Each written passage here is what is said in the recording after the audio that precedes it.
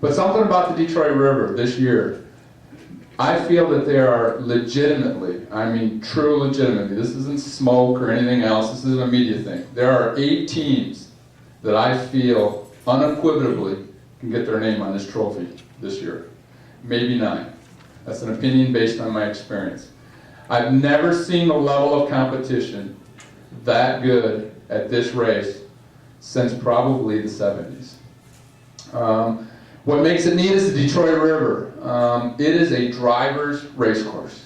You know, I always told Kim Gregory when I drove the Miss DYC in the York boat, I said, I get a good start. I used to get lane 1 about 70-75% of the time. And you go out to Honolulu or you go out to Seattle and you get a fender on the Budweiser in Milwaukee and you push him out to lane 10 and he passes you in lane 11. Push him out to lane 11, he'll pass you in lane 12.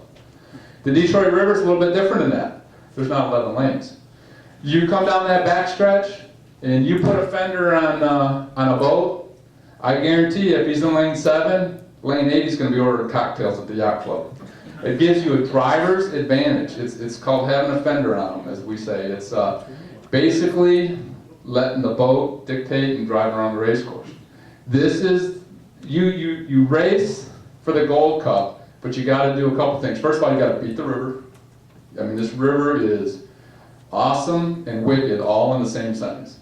I love it. It's my favorite place to race, not because I was born here, not because it's a Gold Cup, while the Gold Cup is my favorite race, because I'm a driver. I mean, I raced for 27 years. I still run a race team of my own.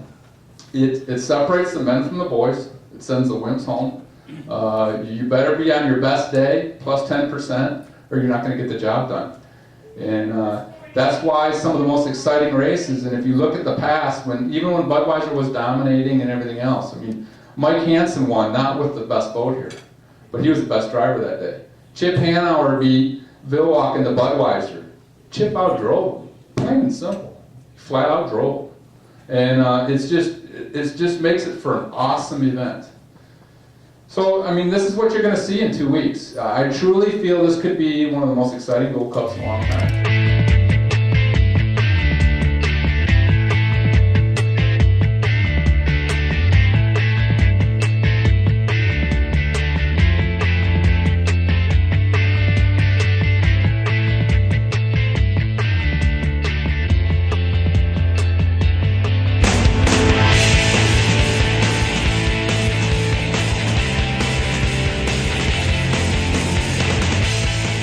This sport is a show, and it really needs to be a big show for the world to see. We get people a chance to see what we do, we're going to bring crowds in.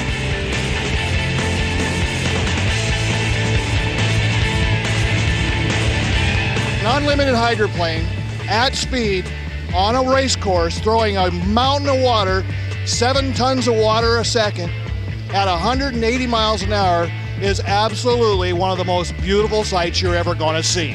Minimum friction area, maximum lift, and absolutely fearless drivers out there. And there are $1 million moving billboards that are just spectacular to watch.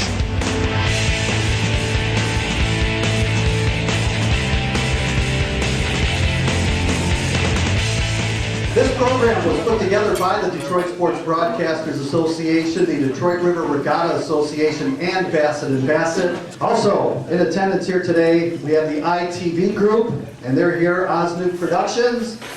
Where's Dominic? Dominic, stand up. Everybody, there you go.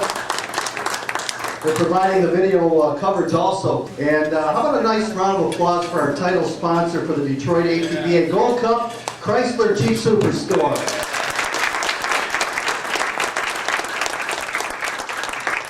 From Sindbad's and the Detroit River, this is Mark Weber at the APBA Gold Cup. You are watching Checkmate.